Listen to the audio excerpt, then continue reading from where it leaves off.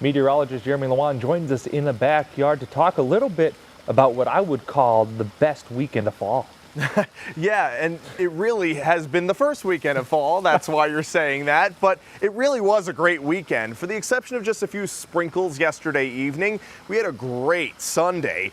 Temperatures up into the 80s for everyone, including the Poconos. We were approaching near record highs. So if you wanted one last gasp of summer in this new season of fall, you got it this weekend. I think next weekend looks good too. Temperatures warm, but not quite as hot as they were today.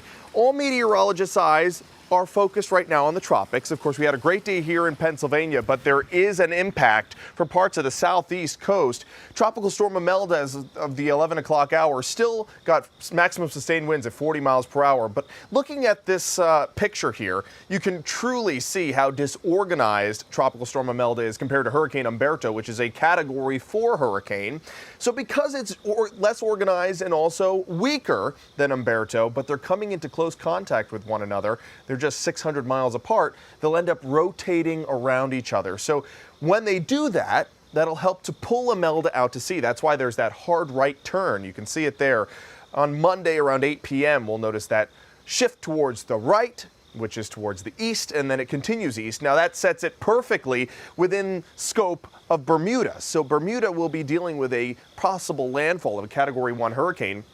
But no landfall will happen here in the contiguous United States. Now, does that mean we don't see impacts? Of course not. There is a tropical storm warning in effect for most of the Florida coastline. And when you look at some of these rainfall amount numbers, they're well over 6 inches. So here's the bigger picture. Models showing you that the two centers of low pressure get so close to one another that they begin to rotate around each other. That's called the Fujiwara effect. It's named after a Japanese meteorologist who discovered the effect and wrote it in his research papers more than 100 years ago. So the Fujiwara effect will ensue. There's Umberto, here is Imelda, and notice how Imelda tries to rotate around Umberto and ends up getting pulled out to sea. So that's good for impacts for the Carolinas, but now the core of the moisture has shifted down towards the south. Take a look at some of these rainfall possibilities near Savannah. 7 inches of rain. Charleston could get about 4 inches of rain, and the Bahamas are expecting a deluge too. About almost 4 inches of rain there possible in Freeport, Bahamas. And the east coast of Florida is not spared either. Could be 1 to 4 inches of rainfall.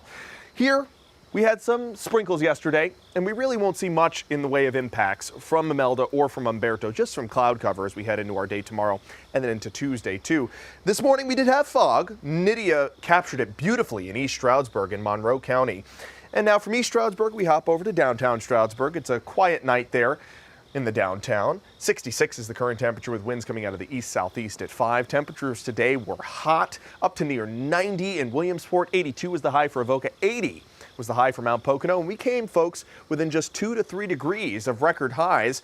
87, 3 degrees off for Williamsport, 2 degrees off for Avoca, and just 2 degrees off the record there in Mount Pocono. We're clear tonight, but look at the clouds starting to fill in from the outer edges of Imelda. So Imelda will take this hard east turn, but it'll spill in a few clouds as we head into our day tomorrow. And by the afternoon and evening, we're talking thick cloud cover. No rainfall expected, though. So here's future clouds and radar. Clear tonight.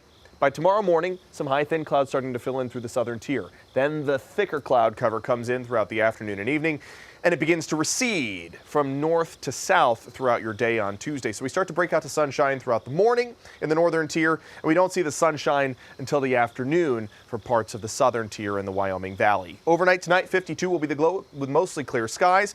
And as we head into the first few days of October, Jack, temperatures are going to take a hit. We'll be 80 for the next 2 days.